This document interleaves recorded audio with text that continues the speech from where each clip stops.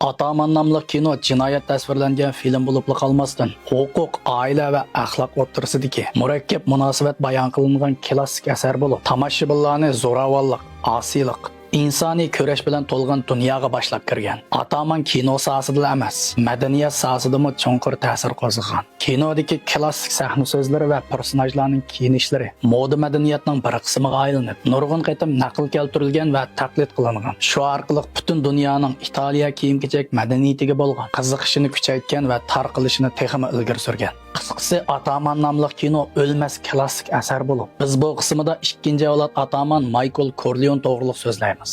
Bu filmni mo'tabar kiyim-kechaklar alayda talab qilgan. Qo'llash yuzasidan bir tal yurak besib o'tib davomiga diqqat qiling. Ikkinchi avlod Ataman Michael Corleone bizga bir o'g'il bolaning qanday qilib erkakka aylanib, keyindilla atamanlik o'rniga chiqqanligini his qildirdi. Dastlabki ko'pchilik Michaelni faqat sodda bir o'quvchi deb tushungan. Lekin Michaelning eg'ir besiq va rahimsizligi ularni cho'chitib yetdi. Michaelning Qarqol partiyasining klassik yurishligini kiyib, hech nima bo'lmagandek zahar savdogari va soqchi boshlig'ini bartaraf qilib o'tishini hech kim o'ylab boqmagan. Uzun palto, qora jildkilik kostyum, fedora shlyapasi kiygandan boshlab Michaelning hikoyasi boshlanadi. Michael jamoatining pokilnish vazifasini ustiga olgan bo'lib, barliq mol-mulkini qonunliq mulkka aylantirish uchun bir oliy maktabga yuqori so'mliq iyoni berdi. Las Vegasdagi 4 mehmonsaroyini o'zining nomiga yo'tkamoqchi bo'ladi. Keyinida Don Corleonening do'sti Miamidagi eng chong Qarqol Xaymin Ross bilan chong savdo qilishni planlaydi. Bu savdo Corleone jamoatining mol-mulkini qonunlashtirishdagi birinchi qadam edi. Shu kun kechda Michael o'zining hujrasida qotillarning hujumiga uchraydi.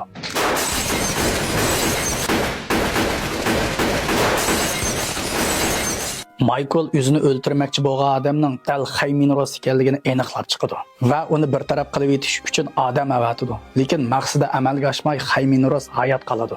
Michaelni o'zini o'ldirmoqchi bo'lgan deb o'ylab qolgan Franik sotda Corleone jamoatining butun ishlarini oshkorlamoqchi bo'ladi. Corleone jamoatidagi sotqin dal Michaelning aksi Fredo bo'lib, Xaymin Ross bilan birlashib inisini o'ldirmoqchi bo'lgan. Shu vaqtda Michael qatma-qat besim ostida qoladi. Bir tarafda aksi uninga sotqinlik qilgan, ayoli bo'lsa tashlab ketgan. Yana bir tarafda hukumat oilasining burungi ishlaridan tortib surishti qilayotgan. Michael haqiqatan nima qilarini bilolmay qoladi. Lekin u Ataman bo'lib sifati bilan qaysar bo'lmasa bo'lmaydi. Franik isbot anglash yig'inida 10 yil ko'rishmagan aksini ko'rib, guvohlik so'zidan yenib oladi. Shuning bilan Michael sotda oqlanib chiqadi. Necha kundan keyin Michaelning onasi kasal sababli olamdan o'tadi. Shu kuni Michael aksi bilan quchoqlashadi. Bu ularning oxirgi qatim quchoqlashishi edi. Bu qatim Michaelning butun sotqinlar va dushmanlarini yo'qotadigan payti yetib kelgan edi. Xaymin Ross chataldan amdi qaytib kelishi bilan aydirimda Michaelning odamlar tarafidan o'ldiriladi. Bu xabarni anglagan Fredo vaqtining ancha ko'p qolmaganligini his qilib turibdi.